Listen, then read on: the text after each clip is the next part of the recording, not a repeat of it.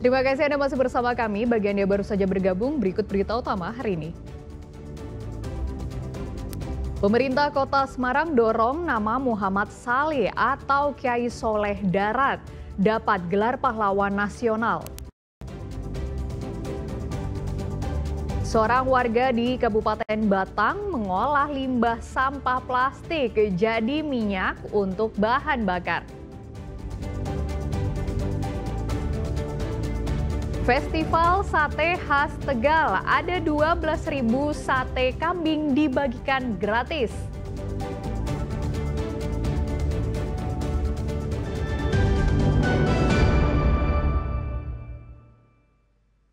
Pelajar dan warga di Kebumen rame-rame tanam pohon di perbukitan.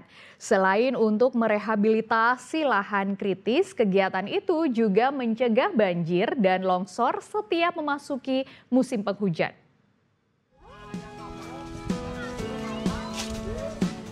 Kamis siang, warga komunitas dan para siswa menanam pohon di Desa Ayah, Kecamatan Ayah, Kabupaten Kebumen. Titik penanaman pada lahan kritis sebagai upaya mencegah banjir dan longsor yang kerap terjadi setiap memasuki musim penghujan. Untuk di kegiatan rehabilitasi dan restorasi, itu ada dua ya, rehabilitasi untuk lahan kritis dan restorasi untuk mangrove. Nah itu lokasinya di tiga kabupaten, Kabupaten Banyumas, Kabupaten Kebumen, dan di Cilacap. Sebagai penanggulangan banjir dan longsor itu gimana Pak? Ya jadi sebenarnya kita melihat bahwa lahan-lahan kritis ini terutama yang itu kan ada banyak ya di banyak tempat. Tapi banyak juga lahan kritis berada di wilayah daerahnya perhutani. Jadi upaya-upaya untuk rehabilitasi kita tidak pernah melakukannya sendiri, mitra lokal tidak akan melakukan sendiri, tetapi berkolaborasi terutama di daerah-daerah yang menjadi teritori dari perhutani misalnya, atau katakan misalnya dinas kehutanan dan lain-lain. Karena itu harus berkoordinasi dan diskusikan dengan jelas dan baik, terutama hal teknis, sehingga tidak bertumpang tindih lah dengan wilayah-wilayah yang menjadi teritori misalnya kehutanan. Tumbuhan yang ditanam juga datang dari hibah tanaman multipurpose trans system atau MPTS serta tanaman konservasi dari hibah program solusi Yayasan Kehati. Hibah tanaman yang didapati seperti bibit pohon durian, alpukat, kelapa, gamal, bayur, dan beringin lainnya. Pohon-pohon ini dinilai bisa menekan potensi abrasi atau longsor karena memiliki akar yang kuat. 1.500-an. Ya selain untuk ekonomi, untuk tanaman buah ini juga kami menanam tanaman yang kaitannya dengan perlindungan air Mas, untuk menjaga erosi, bertanah longsor, kayak gitu Mas. Yang jelas mengurangi kekeringan lah. Harapannya ke depan Pak? Harapannya ke depan ya semoga tanaman ini bermanfaat bagi masyarakat, bisa berbuah, bisa menambah nilai ekonomi yang lumayan. Agar tidak sekadar menanam, para siswa mendapatkan edukasi terlebih dulu tentang jenis pohon dan cara menanamnya. Harapannya 1.500 pohon ini bisa bermanfaat tidak hanya dalam mencegah potensi banjir atau longsor, tetapi juga kembali ke masyarakat lewat hasil buahnya. Wahyu Diono melaporkan dari Kebumen. Petani di Banyumas kini bisa bergembira sebab mereka tak perlu lagi kesulitan mengairi sawahnya. Hadirnya pompa hidram diharap bisa meningkatkan produktivitas pertanian. Desa Tambak Reja Kabupaten Banyumas ini memiliki pompa hidram. Pompa ini dapat mengairi ribuan hektar lahan pertanian dengan menyedot air dari Sungai Serayu. Hadirnya pompa disambut gembira warga karena selama ini warga terutama petani kesulitan menyedot air dari Sungai Serayu karena keterbatasan alat. Padahal wilayah ini berlimpah air tetapi penyalurannya yang tidak ada. Aspirasi dan cerita tangis khususnya waktu itu warga Desa Tambak Negara yang notabene setiap hari melihat air dan deru bujukan air tapi tidak mendapatkan setetes pun karena Bendung Gerak Serayu airnya 100% untuk Kabupaten Cilacap. Setelah dipasang ini gimana Pak? Alhamdulillah 6 desa khususnya Tambak Negara, Rawalop, Sawahan, Sidamuli, Tipar dan Sangreman sudah mendapatkan distribusi air. Dan plus minus 750 hektar. Peresmian pompa hidran tahap kedua di Banyumas dilakukan Kepala Staf Angkatan Darat. Harapannya hadirnya pompa hidran bisa meningkatkan produktivitas petani hingga 4 kali tanam dalam setahun. Sampai dengan sekarang bisa 1.004 hektar yang bisa terairi, sehingga mereka bisa 2 kali bahkan 3 kali tanam. Jadi mudah-mudahan ini terus program ini bisa berjalan.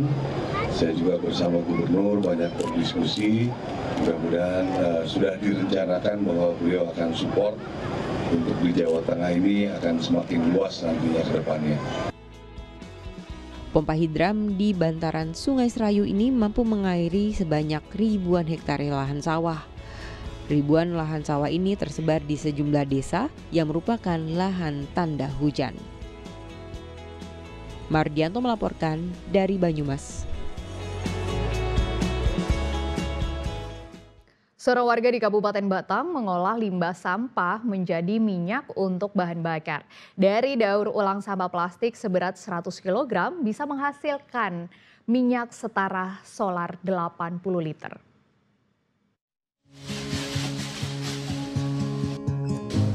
Bagi sebagian orang, sampah adalah masalah, tapi tidak bagi Ramadan.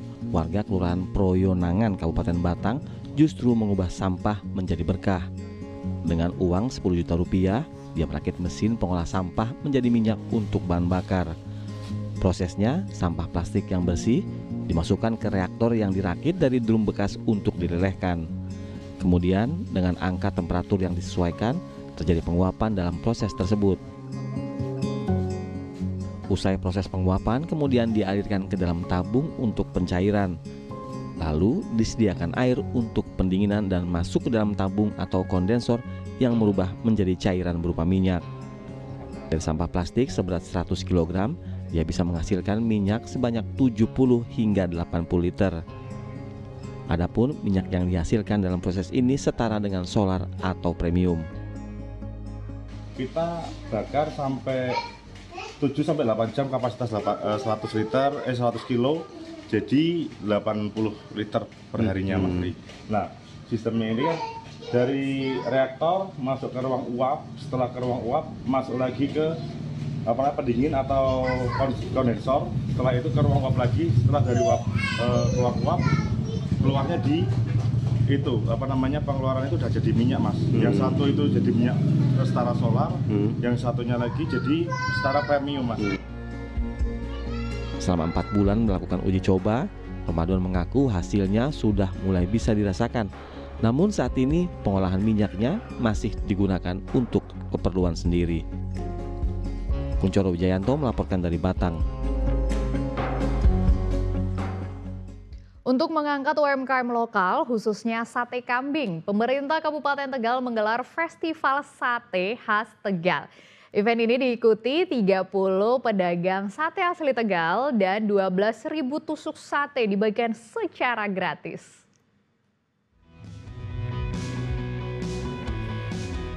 Asap beraroma daging Kamis siang memenuhi kawasan alun-alun Hanggawana di daerah Slawi, Kabupaten Tegal. Di sini, para pedagang sate saling adu kenikmatan dalam Festival Sate Tegal. Ada 30 pedagang sate khas Tegal yang ikut dalam festival ini, dan ada 12.000 sate yang dibagikan secara gratis kepada masyarakat. Setiap warga nantinya akan mendapatkan sate juga lontong. Sate Tegal disajikan dengan daging kambing pilihan, dagingnya empuk dan gurih serta tak berbau. Ya, kita pakainya daging pilihan ya, daging muda terutama yang masih umurnya 5 bulan, 6 bulan lah ya. Ini kita gunakan untuk sate. Terus kalau dari kambingnya sendiri itu kita pakai pakan khusus ya. Kalau selain ada rumput juga nanti ada pakai ampas tahu juga. Itu nanti kita dikasih vitamin juga dari ini ampasnya tahu itu. Jadi menghasilkan daging yang empuk, yang enak, yang gurih. Yang pastinya mantap, biar warganya pada ini ya, biar ngerasain enaknya ke sate Tegal itu memang kualitasnya emang nomor 1. Tapi Ibu asli di sini nggak? Asli di sini. Ibu ada harapan untuk event seperti ini? Ya untuk harapannya untuk setiap tahunnya ada diadain kayak gini. Selain kuliner yang khas, sate Tegal adalah identitas, serta menjadi salah satu faktor yang meningkatkan kunjungan para wisatawan ke Kabupaten Tegal. kegiatan festival sate ini baru pertama kali ya. Ini pertama kali dilaksanakan di Kabupaten Tegal. Karena apa? Kita tahu bahwa sate ini bukan hanya kuliner, tapi ini adalah simbol kekayaan kuliner Kabupaten Tegal dan juga menjadi bagian dari promosi wisata. Karena apa? Karena banyak warga wisatawan dari luar kota hadir mampir ke Tegal itu hanya untuk makan sate. Jadi Tegal itu selain punya goji dan juga punya unggulan satenya. Dan saat ini untuk mencukupi kebutuhan warung sate yang ada di Tegal diperlukan sedikitnya 400 ekor kambing per hari. Kuncoro Wijayanto melaporkan dari Kabupaten Tegal.